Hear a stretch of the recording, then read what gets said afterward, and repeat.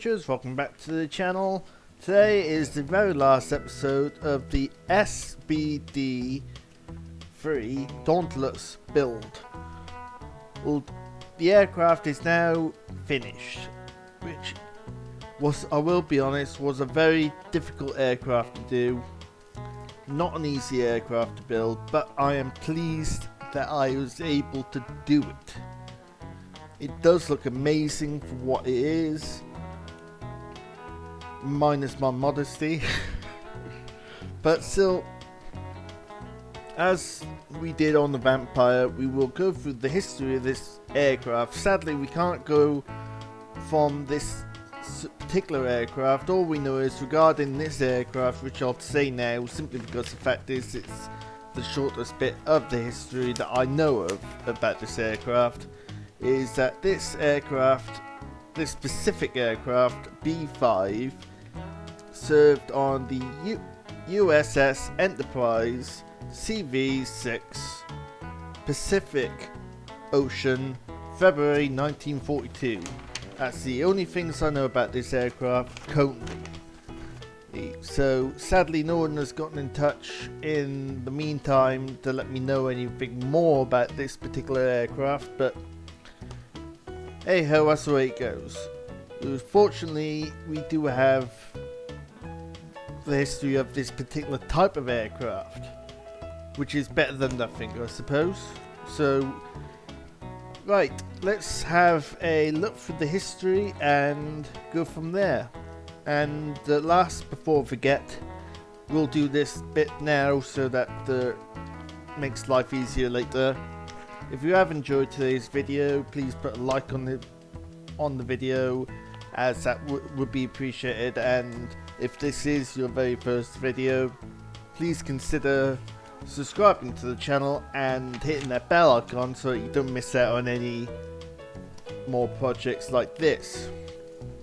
Anyway, let's get on with the history of the Douglas SBD Dauntless dive bomber. The Douglas SBD Dauntless dive bomber series were derived from the Northrop XBT-2, which first flew in April 1938. Designed by Ed Himmelron, who designed many famous Douglas aircraft like the A4 jet, etc. The XBT-2 was renamed the SBD-1 when Jack Northrop left the company and Douglas Aircraft took over its production.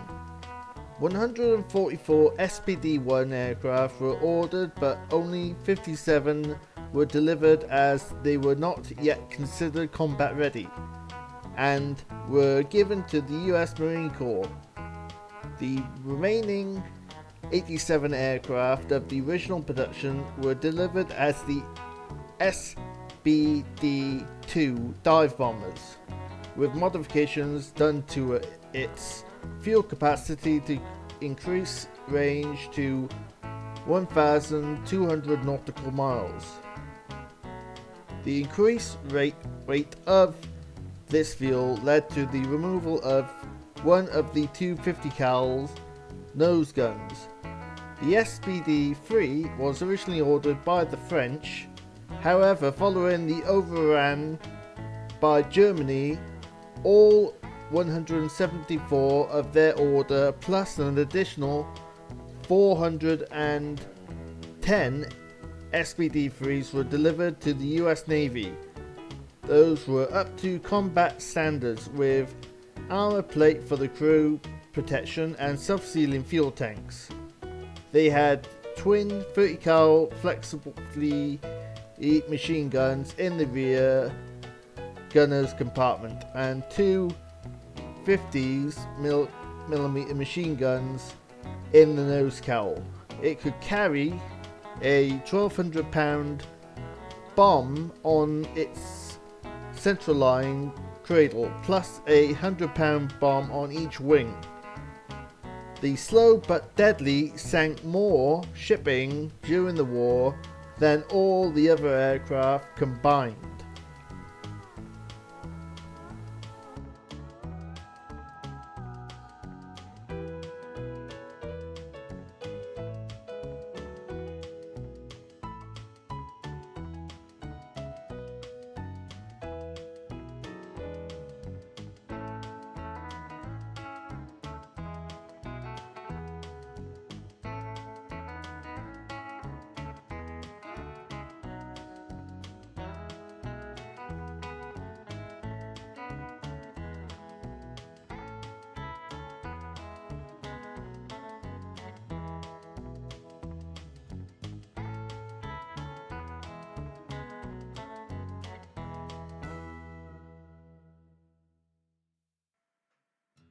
Right, if you have made it this far, thank you so much, my fellow Rangers. It is very much appreciated.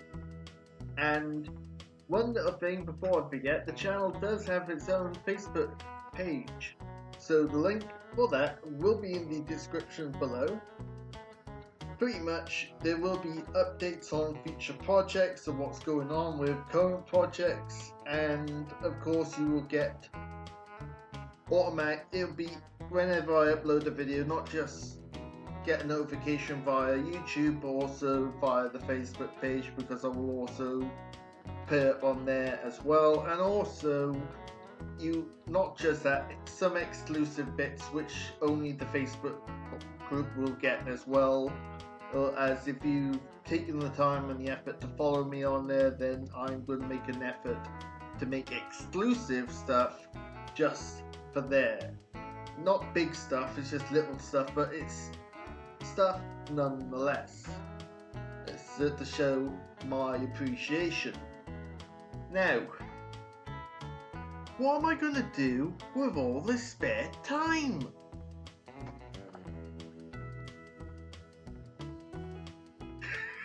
See you next time, fellow Rangers. Bye bye.